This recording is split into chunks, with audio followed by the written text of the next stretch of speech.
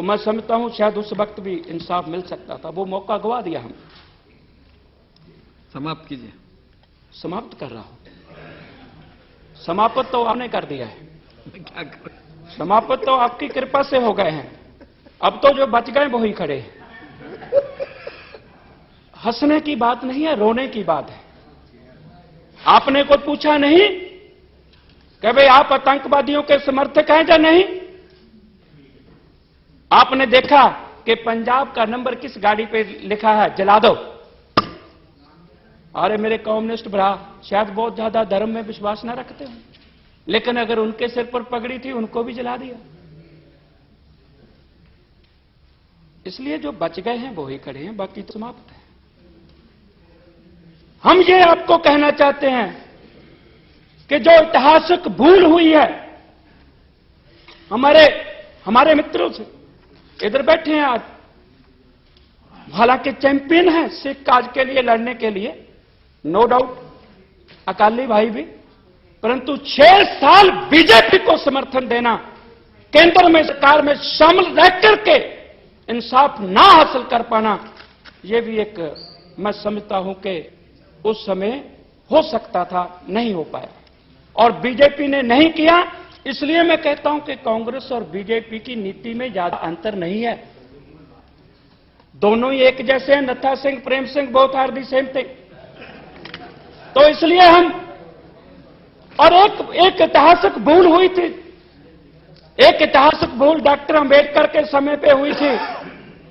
Doctor Ambedkar इस देश के 7 करोड़ अछूतों को, उस वक्त अछूतों की आबादी 7 करोड़ थी, आज तो 32 करोड़ हो गई है।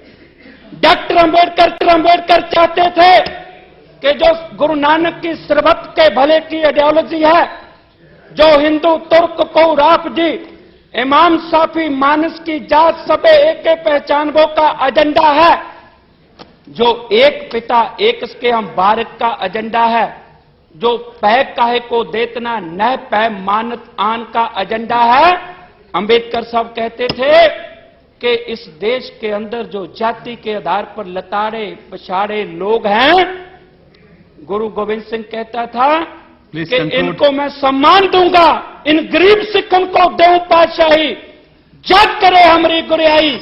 जिन गरीब सिखन को गुरु गोविंद सिंह सम्मान देना चाहता था, तो डॉक्टर अंबेडकर साहब उन गरीब सिखन को सिख बनाना चाहते थे, लेकिन उस वक्त की सिख लीडरशिप ने डॉक्टर अंबेडकर साहब का इंथुजियास्टिक वेलकम नहीं किया। अगर किया होता तो सिख पूरे देश में मेजॉरिटी में होता, तो 1984 में किसी की हिम्मत ना पड़ती कि ये कत्लेआम, सामूहिक कत्लेआम हो सकता। मैं कंक्लूड कर रहा हूं प्लीज। तो मैं ये कहता हूं ये ऐतिहासिक भूल हुई है सिखों की ओर से, और जो कांग्रेस ने तो आजादी के बाद ही शुरू कर दिया जराइम पेशा कहना, और जनसंघ ने पंजाबी बोलकर भी हिंदी लिखवाया रिकॉर्ड में, और 6 साल में इंसाफ बीजेपी ने भी नहीं किया। आपसे तो उम्मीद है ही नहीं, गुनाहगार तो कभी इंसाफ देगा ही नहीं, ये उम्मीद करना तो कर तो रहे हैं, लेकिन ये तो हो सकता है कि गुनाहगार न्याय ना करे, लेकिन इनसे थी इन्होंने भी नहीं किया। तो इसलिए हम आज एक कुछ हम सजेशन देना चाहते हैं कि लेट अस, अगर आप दिल से चाहते हैं कि हम इसको भूल जाएं, अगर हम दिल से चाहते हैं कि इसको भूल जाएं, तो इसका प्रॉपर डायग्नोज करो, इसका सही इलाज करो, सही ट्रीटमेंट करो। और सबसे पहले भाई आप कंपनसेशन की बात तो कर रहे हैं, इतने मामले सेटल हो गए, इतने रह गए, मैं अब अंकड़ा विज्ञान में नहीं, वो रिकॉर्ड में आ गया, लेकिन हम सजा की बात कर रहे हैं। आपके मंत्रिमंडल में 10 कमेटी, 9 कमेटियां और एक कमीशन, जिन्होंने ये डिटेल दी है, आपके एक सीनियर मेंबर का नाम इन हत्याओं में शामिल किया है। वो मैं इसका नाम कोट नहीं करूंगा, लेकिन रिकॉर्ड में है। वो आपके मंत्रिमंडल में तो हो सकता है, लेकिन हम ये कहते हैं कि आपने ब्लैक लिस्ट बनाई है, कुछ लोगों ने विदेशों में पॉलिटिकल असाइलम ली थी। हो सकता है उसमें इकोनॉमी रीजन हो, टेररिज्म रीजन ना हो, तो आप उसको भी रिव्यू करो। उनके भाई बहन मां जब इधर कोई मरती है, मैं 1-2 मिनट में समाप्त रहा हूं प्लीज। उनके भाई बहन मां रिश्ता नाता जब कोई मौत हो जाती है, वो उनका मुंह नहीं देख पाते। अगर आप भूलने की बात करते हो तो उस पर भी विचारो, आप उसको भी भूलो, उस अपनी ब्लैक लिस्ट को भी रिव्यू करो।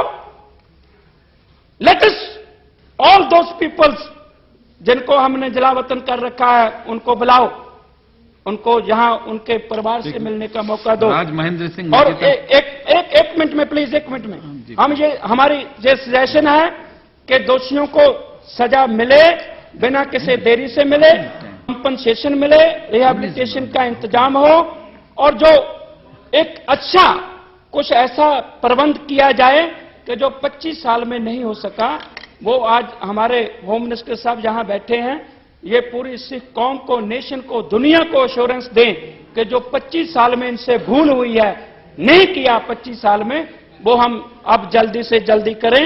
तो मैं यही आपसे उम्मीद रखते हुए कि आप सिख कौम को इस देश में एक सम्मान से जीने का, उनको आगे बढ़ने का, खास तौर पे जो पब्लिक सेक्टर में माइनॉरिटी की रिप्रेजेंटेशन को एक प्लानिंग के तहत काम किया गया है, उनको ये उनके अंदर कॉन्फिडेंस बिल्ड करने के लिए कि आप इस देश के वासी हैं, पब्लिक सेक्टर में उनकी जो नुमाइंदगी है उसको इंक्रीज किया जाए। तो मैं यही आपसे उम्मीद रखते हुए, आपने मेरे को समय दिया, मैं आपका धन्यवाद करता हूं। श्री राज महेंद्र सिंह मजीठा। ऑनरेबल चेयरमैन साहब, आपका मैं आभारी हूं। आपने मुझे एक ऐतिहासिक दुर्घटना जो 25 साल 24 साल पहले हुई थी, उस पर बोलने का समय दिया।